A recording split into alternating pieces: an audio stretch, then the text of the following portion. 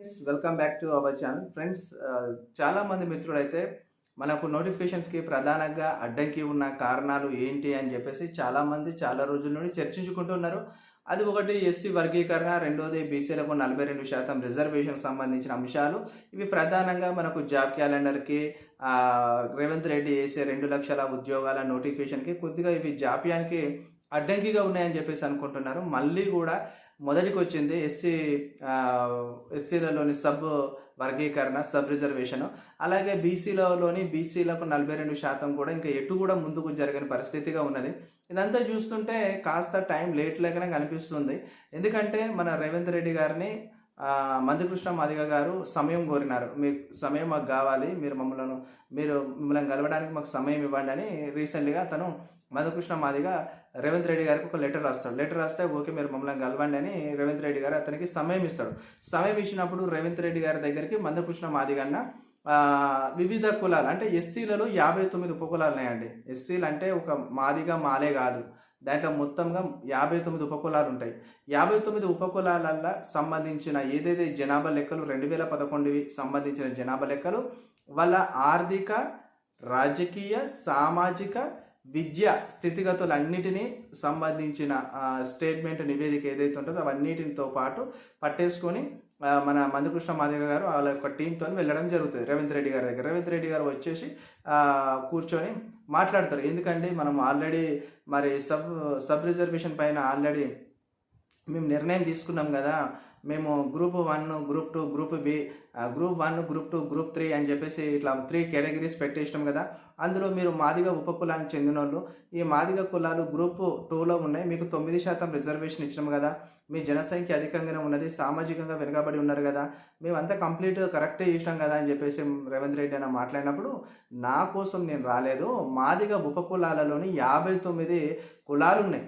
మాదిగతో పాటు ఎస్సీలలో 59 ఉపకులాలు ఉన్నాయి. ఈ 59 ఉపకులాలలో ఏవో 2 కులాలే బయటికి ఎక్కువగా ఫేస్ షోయింగ్ అవుతాయి. అవి మాదిగ ఫేస్ షోయింగ్ అవుతాయి. ఇట్లా కానీ చాలా ఉన్నాయి. మాల దాసరి, బుడిగ జంగాలు, నాతకాని ఇలాంటి చాలా ఉంటాయి. మరి వీళ్ళ పరిస్థితి ఏంది? ఇంతవరకు బుడిగ జంగాలకు చాలా ఆర్థికంగా వెనుకబడి ఉన్న కులం బుడిగ జంగాల. వాళ్ళకు రాజకీయంగా వాళ్ళకు సరైన అవకాశం రాలేదు. వాళ్ళకి ఆర్థిక స్థితిగతులలో, సామాజిక స్థితిగతులు, ఫైనాన్షియల్ చాలా ప్రాబ్లం ఉంటాయి. వాళ్ళకు ఉద్యోగ విద్యలో ఎలాంటి అవకాశం లేకుండా పోయింది. వాళ్ళను ఫస్ట్ గ్రూప్ 1లో పెట్టినారు, సరే. అండ్ గ్రూప్ 2లో మరి ఎస్సీలను పెట్టినారు, దాంట్లో మాదిగలను పెట్టినారు, ఓకే. దాని కింద చాలా మందిని వేసినారు సబ్ కులాలను. కానీ గ్రూప్ 3లో మాల వాళ్ళను పెట్టినారు. మాలలో చాలా ఏదైతే మన ఎస్సీ ఉపకులాలలో మాల వాళ్ళు 2 అడ్వాన్స్డ్గా ఉంటారో వారిని పెట్టినారు.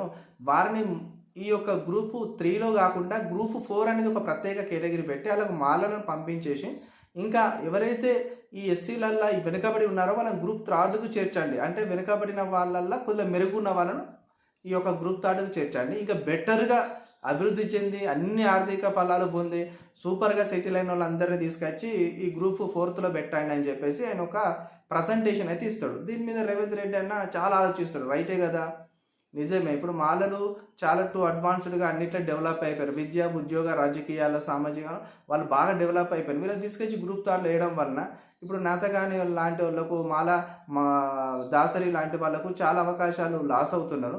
కాబట్టి వాళ్ళని గ్రూప్ 3లో వేసి ఈ యొక్క మాలను గ్రూప్ 4లో వేయాలి అనే ఉద్దేశంతో ఏం చేసిండంటే రేవంత్ రెడ్డి అన్న మళ్ళా మహమ్మద్ షమీం అఖ్తర్ గారి ఈ యొక్క ఎస్సీ సబ్ రిజర్వేషన్ కమిషన్, ఏకసభ్య కమిషన్ చైర్మన్ని అతని యొక్క టైం పీరియడ్ని మళ్ళీ మార్చి 10 వరకు పొడిగించాడు. ఈ మార్చి 10 వరకు పొడిగించడం వలన ఇప్పుడు మళ్ళీ ఎస్సీ సబ్ రిజర్వేషన్ సంబంధించిన కమిషన్ ఆఫీసు మళ్ళీ మార్చి 10 వరకు పనిచేస్తుంది. అప్పటి వరకు మళ్ళీ వీళ్ళందరూ పోవాలి. ఎస్సీ ఉపకులాలలో ఎవరైతే రిజర్వేషన్స్లో మేము లాస్ అయిపోతున్నామో, మాకు సరైన ప్రాతినిధ్యం దక్కలేదు, మాకు రావాల్సిన వాటర్ తగ్గుతలేదని ఎవరైతే అనుకుంటున్నారో, వాళ్ళ వాటలు తగ్గినాయి, మాకు సరైన ప్రతిఫలం దొరకడం లేదని ఎవరైతే అనుకుంటున్నారో వీళ్ళందరూ పోయి మళ్ళీ ఎస్సీ మరి కమిషన్ ఏదైతే మీరు వేసినారో రిజర్వేషన్ పైన అతనికి ఏకసభ్య కమిషన్ చైర్మన్ అఖ్తర్ గారికి వీళ్ళు మళ్ళీ నివేదికలు ఇచ్చుకోవడం, ప్రజెంటేషన్ ఇచ్చుకోవడం స్టార్ట్ అవుతుంది.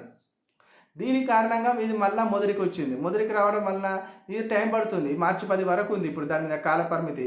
ఇప్పుడు మార్చి 10 లోపు మళ్ళీ రేవంత్ రెడ్డి ఏమంటుండు, నేను శాసనసభ సమావేశాలు, ప్రత్యేక సమావేశాలు, బడ్జెట్ సమావేశాలు కాదు, ప్రత్యేక సమావేశాలు మార్చి 1వ తారీఖు నుండి 5వ తారీఖు వరకు పెడతాడంట. ఈ మార్చి 1 నుండి 5 ఈ ప్రత్యేక సమావేశాలు 5 రోజులల్లా ఆయన ముందున్న సవాళ్ళు ఏంటంటే బీసీలకు 42% రిజర్వేషన్ సంబంధించిన బిల్లును చట్టరూపం దాల్చడం. ఇంకోటి ఈ 42% సంబంధించిన ఈ యొక్క బీసీల చట్ట ఏదైతే ఉందో దాంట్లో స్థానిక సంస్థలలో 42%, విద్యా ఉద్యోగాలలో బీసీలకు 42%. ఈ 2 బిల్లులను శాసనసభలో ఆమోదించాలని కృతనిశ్చయంతో రేవంత్ రెడ్డి అని ఉన్నాడు.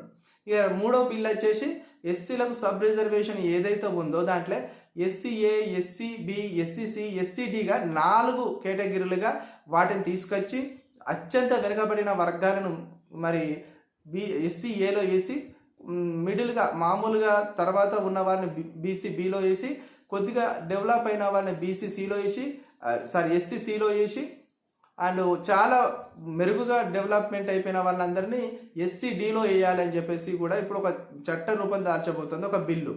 అయితే ఇదంతా జరగడానికి టైం అయితే పట్టనుంది. ఇది చూస్తే ఒక రకంగా ఇంకా ఎక్కువ డేస్ తీసుకుంటుందని నేనైతే అనుకుంటున్నా. ఎందుకంటే ఇప్పటికే మాలలు వీళ్ళు లొల్లి పెడుతున్నారు, మాకు రిజర్వేషన్ కరెక్ట్గా లేకపోయి ఉంటే బాగోదని వాళ్ళు. మాకు రిజర్వేషన్ సంబంధించిన అవసరం లేదు, ఏది ఎస్సీల రిజర్వేషన్ సంబంధించిన సబ్ రిజర్వేషన్స్ మాకు అవసరం లేదు, టోటల్గా ఒకేలాగా ఉంచండి, పాతలాగానే 15% వాటా ఎట్లుందో అట్టనే పెట్టేయండి, వాళ్ళను ఎస్సీలను ఎందుకు మీరు అంత వర్గీకరిస్తున్నారు, అవసరం లేదని చెప్పేసి అంటున్నారు. అయితే ఇప్పుడు మందకృష్ణ మాదిగ ఏమంటున్నాడు, మా జనాభా సంఖ్య పెరిగింది, మేము 35 లక్షల పైన దాటినాము, 45 లక్షల వరకు వెళ్ళినాము, మాకు 9% కాదు, మాదిగల ఉపకులాల కింద ఉన్న వాళ్ళకి 11% రావాలని ఇప్పుడు మందకృష్ణ మాదిగనే లొల్లి పెడుతున్నాడు. ఈ 11% మరి కమిషన్ ఓకే అంటదా ఎట్లా అంటది అనేది బిల్లు వచ్చేంత వరకు చూడాలి. అయితే ఈ బీసీలకు సంబంధించిన 42% రిజర్వేషను, అదేవిధంగా స్థానిక సంస్థలలో అండ్ ఉద్యోగాలు, ఉపాధిలో అండ్ ఎడ్యుకేషన్లో సంబంధించిన 42% రిజర్వేషన్ బీసీలకు ఏదైతే ఉందో ఆ బిల్లు అండ్ ఎస్సీ అండ్ వర్గీకరణ బిల్లును ఇవి 2 మన అసెంబ్లీలో ఆమోదించిన ఆ యొక్క చట్టం యొక్క బిల్లును, ఆ చట్టం యొక్క నివేదికను ఇప్పుడు మళ్ళీ కేంద్రాన్ని పంపించి కేంద్రం కూడా ఆమోదించాలి అనే వాదన ముందరికి వస్తుంది. మరి బీసీలకైతే ఉద్యోగ అండ్ విద్యా రంగాలలో 42% రిజర్వేషన్ కల్పించాలని రాష్ట్ర ప్రభుత్వం నిర్ణయిస్తే ఖచ్చితంగా కేంద్ర ఆమోదం అవసరం. కానీ ఎస్సీల వర్గీకరణకు సంబంధించిన ఎస్సీల కులాలలో ఉపకులాలకు ఏదైతే వర్గీకరణ ఉందో దానికి సంబంధించింది రాష్ట్రాలే దానికి చట్టాలు చేసుకొని ఇంప్లిమెంటేషన్ చేసుకోవచ్చని సుప్రీంకోర్టు చెప్పింది. కానీ రేవంత్ రెడ్డి అని ఏమంటున్నాడంటే ఇది కేంద్రాన్ని కూడా పంపిస్తే కేంద్రం కూడా ఆమోదించాలన్నట్టు మరి అయిన వర్షం చెప్తుండు. మరి అది ఎంత దూరం వెళ్తుంది, ఏం సంగతి అనేది మనం ఎదురు చూడాలి. ఎందుకంటే ఇప్పుడు ఈ 2 లొల్లీలు, ఈ 2 చిక్కుముడులు తేలింది అయితే ఇప్పట్లో నోటిఫికేషన్ వచ్చేటట్టు అయితే కనిపిస్తలేదు. ఇవి 2 మరి ఏప్రిల్ వరకు క్లియర్ అవుతుందా, మార్చి మధ్యలోనే క్లియర్ అవుతుంది అనేది అయితే మనం ఒకసారి ఎదురు చూడక తప్పదు. చూద్దాం ఎంత దూరం వెళ్తుందో. అంతవరకు అందరికీ థ్యాంక్ యూ సో మచ్.